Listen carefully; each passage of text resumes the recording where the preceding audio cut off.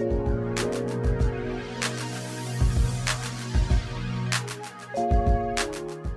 boos, welcome to my channel and welcome to today's upload.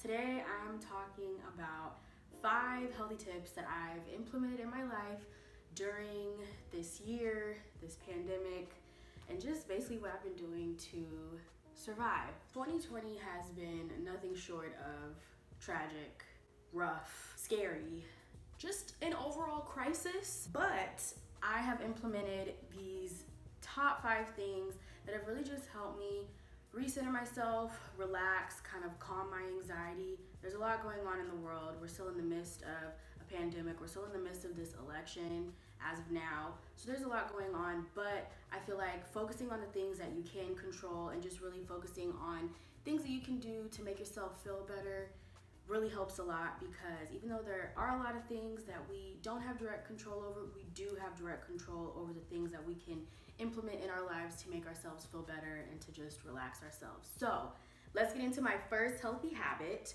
which is journaling. So for me, journaling is something that I've done for years. I think I got my first diary when I was like 5 or 6. So I've always been someone who just likes to get my thoughts out on paper. Now for me, I like to write. I just use a little notebook. I have tons of notebooks here, and I just use a notebook. When that one fills up, I get another one. Some people like to write in the notes section on their phone. Some people like to type on their computer. You can really do whatever you want as long as you're just putting your thoughts out and you're just getting it out. Whatever medium you want is perfect. My second healthy habit that I've created, I'm not as consistent with this one, I'm not gonna lie, but it's meditation and yoga. For me, meditation has really helped with my anxiety because it's just time to quiet your mind and just really focus on your breathing. You can do affirmations, you can take a nap. Sometimes I do fall asleep during meditation. I know that's not the point of it, but for me, I feel like if my meditation is going well and I'm able to like sneak in a little nap, that means that I'm doing well. I haven't been doing it as consistently as I want. I was doing it daily at one point and then I just kind of fell off, but I do want to continue to do it because it really does help me. I like to meditate for at least 30 minutes at a time. You can start off with 5-10 minutes if that's all you have, and then work your way up. But for me, I do like to do 30 minutes. What I use for my meditations is an app called Insight Timer. It's free on the App Store. I absolutely love it. It has a lot of different types of meditations. You can do guided meditations where someone is actually speaking to you and walking you through a meditation. You can just do a timed meditation. There's different sounds and songs and you can just time it. That's what I usually like to do, is just turn one of those on for 30 minutes, and then when the 30 minutes is up, there's a chime and then you're done. And I also like it because it logs how many times you've meditated in the week, and it'll give you like a consecutive day count. So it keeps you accountable and it gives you a goal that you can look at if you're really trying to get consistent with it. Another thing is yoga. I also really love yoga, not only for the physical aspects, because we all know yoga is great for your health, helps your flexibility, your strength, all of that. But for me, it's more so a mental thing and an emotional and spiritual thing. I love how yoga makes me feel when I'm done. I just feel more calm. It's very stress relieving. I love how it feels. Shout out to my girl Chelsea, one of my BFFs from high school. She is a certified yoga instructor and she actually leads these virtual yoga sessions. So I'm gonna see if I can get the info, and I'll also put her Instagram links in the description bar as well so that you can check them out, because she's amazing. Like, and I'm not just saying this because she's one of my best friends. I'm saying this because she really is an amazing instructor. She has so much knowledge and wisdom about the practice, so check her out when you get a chance. My next healthy habit that I've created is really just practicing gratitude. I feel like there's so many things that we can complain about. There's so many things that have gone wrong in this year. And of course, I could sit here and list them all day, but I really do think it's important to focus on practicing gratitude and focusing on the things that you do have and the things that you are grateful for. So one of the things that I do is in the morning, as soon as I wake up, I just say, thank you, Lord, for this day. Thank you for waking me up. Like, it could be as short and sweet as that. And then when I go to bed and I say my prayers at night, I always start off with the things that I'm grateful for, whatever that is. And however long you want to do that, you can. If you want to write things down, I know a lot of people who have like a gratitude journal, or in their daily planner they'll write like 3 things that they're grateful for. So those are all really great things to do, just to focus on the good in your life instead of, you know, all the things that we could complain about. And it really does help your mood and just keep those good things flowing in your life, I believe.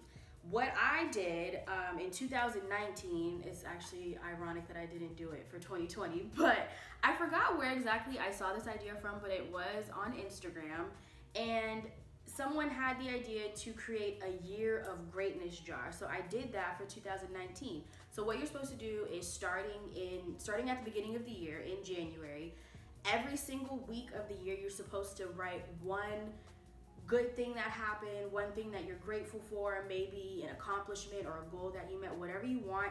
You write it down on a piece of paper, and then on New Year's Eve or New Year's Day of the following year, after you've done the whole year, you just go back in and you know, rummage through, open it. So this one that I just picked up, it was week 51, which was the week of December 15th through the 21st.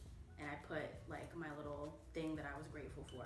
So this is nice to have, just to like look back on all of the good memories or the accomplishments or all of the good things that happened in the year, because I just feel like it's not only a great way to kind of look back on memories and the good things, but just to really focus on the blessings as well. So start this.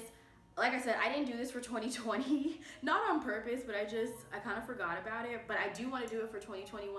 So I encourage you, the first week of January, start your year of greatness jar. And then when we go into 2022, you'll have a whole year of beautiful memories and things to look back on that you are grateful for.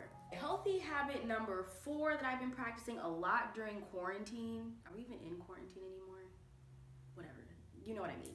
Is monitoring the content that I consume. Now this is on social media, this is on YouTube, this is TV, everything. I've really been monitoring what I watch, because honestly, the things that you see on TV and social media, they really, really have an effect on your mood. And I'm sure everyone knows this. This isn't anything new. It has a huge effect on your mental health and all of that. And especially with all the things that have been going on this year, I think it's really important to focus on consuming and watching things that make you feel good. So one big thing that I've done is I found certain types of content on social media that I really enjoy. And that for me has been through my brunch page. I love food, love brunch. I just love kind of the food community on Instagram. So a lot of times nowadays, I'm more on my brunch page than my personal page. My personal page kind of gets neglected, not gonna lie. I'm usually on my brunch page looking at restaurants and recipes and stuff like that, because that's just what makes me happy right now. Also on YouTube, I still watch, you know, my beauty gurus, my lifestyle vloggers, all of that. I still really enjoy that. But I've also found some really interesting and like calming and soothing videos that I never thought I would like. One of them, you guys are gonna think I'm so weird for this, car detailing videos. I actually found this channel, shout out to the Detail Geek. He just makes videos of him detailing cars. I think the satisfaction is just seeing like these filthy, disgusting cars come in, and then he cleans them up and makes them look like they just came off the lot. Like, it's just so satisfying, so soothing. I love those videos. I've been watching them all quarantine. Another type of video are these like cafe vlogs. I think they seem to be really popular in Japan and Korea. So a lot of them have subtitles and stuff, but it's just like so relaxing to watch. It's literally just like baristas or cafe owners who show their day-to-day in their cafe, and they'll be making the drinks or the pastries or whatever. And it's just like, I don't know, it's just so calming to watch. Like, I usually watch a lot of those before bed. And same thing with this next type of video, which is, I guess you would call it like an ASMR style cooking video. Again, they seem to be really popular in like Japan and Korea, and it's literally just someone making a recipe. They don't talk or anything. All you're hearing is like the cooking sound, so like the chopping or the mixing or whatever. And those usually have subtitles too, and they'll put like the ingredients and the directions. And those I watch a lot before bed too, because it's just like, it's calming. And everybody who knows me knows I love cooking videos anyway. So that's just like my thing. So when I found those, I was like, oh, I could watch these all day. I'm gonna link all of these channels and types of videos below so you can check them out in case you're into that. But that's what I've been watching all quarantine. My last tip, healthy tip number 5, is diet and exercise. Now, I'm not gonna get into a whole like long list of things that I do and eat, but I will say that diet and exercise really does affect your mood and your well-being. I would say for me, my diet has changed a lot. At the beginning of quarantine, I was eating whatever. Then I was like, okay, I have to stop. Like, I really got to get this together. So I started exercising and just doing like at-home workouts and things like that. I would say I eat mainly a pescatarian diet. I do eat chicken, but I don't eat a lot of red meat. Another thing that I do is I always have a cup of green tea in the morning with my breakfast, just green tea, no sweetener. And I feel like this has helped with just, I don't know, just everything, like bloating, my appetite, everything. So this is something that I've been doing religiously for the past few weeks. Of course, your water intake is super important. So these are all things that you probably know. I would say though, just little things that you can tweak in your diet and make a huge difference. So as far as exercise, it has been a little bit more challenging because the gyms aren't open and things like that. But I have been doing home workouts. I really, really love MadFit's channel here on YouTube. She's basically been my virtual trainer. Like, she posts content, I wanna say multiple times a week, and there's all different types of workouts. She has no equipment workouts, she has with equipment workouts, and all of her workouts are at home friendly, so you don't even need equipment. So I've been working out with those videos since like March or April, and I saw results. So for me personally, I work out minimum 3 times a week, maximum 5 times a week. That's just what works for me. I like to do at least 4 times a week just because that's like the sweet spot in the middle.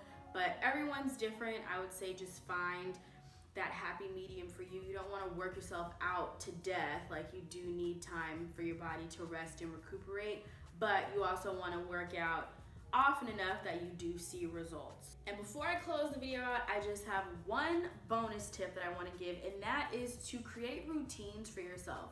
A morning routine, a nighttime routine, a workout routine, just creating some sort of stability in your life at this time, especially if you're someone like me who's not working, or if you are in between jobs or something like that. It can be hard to stay productive and stay motivated because it's like, what am I doing? Like, I don't have anything to do. I'm not going to work. Just having those little routines and that stability really helps, and I think it's good for your overall well-being. So for me, in the morning, I have my little morning routine that I do, I have my nightly routine that I do, and it helps me at least have something that I'm doing consistently each day. So create some routines for yourself, see what works for you, and I think that'll really help your day-to-day a lot. So that concludes this video. I hope you enjoyed my 5 healthy habits that I've implemented in 2020. Let me know if you have any healthy habits that you've been implementing in your life during this time. Like I said, I know we're all going through a lot. It's just, it can be overwhelming, but I really hope that these healthy habits help you and maybe inspire you to implement some changes in your current routine, in your current lifestyle. Let me know what you think about this video below. I love to hear from you guys. Please don't forget to subscribe. I'm going to be posting videos every Wednesday and Sunday, so be sure to subscribe. And until next time, have a beautiful day. Cheers!